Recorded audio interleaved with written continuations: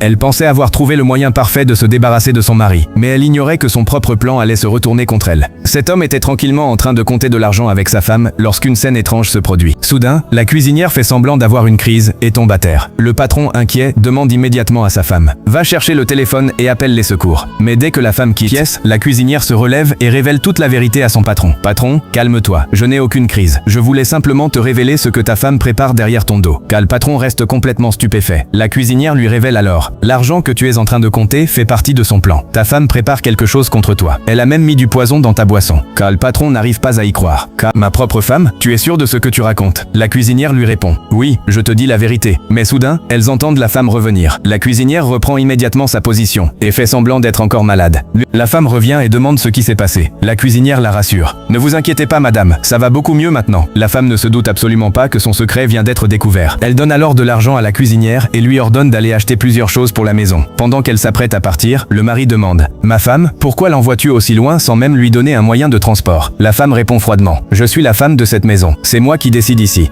La cuisinière quitte alors la maison pour accomplir les courses. Pendant ce temps, la femme donne une boisson à son mari et lui demande de la boire. Mais elle ignore complètement que la cuisinière a déjà changé la boisson. Elle prend alors l'autre verre, celui qui était empoisonné, et le boit elle-même.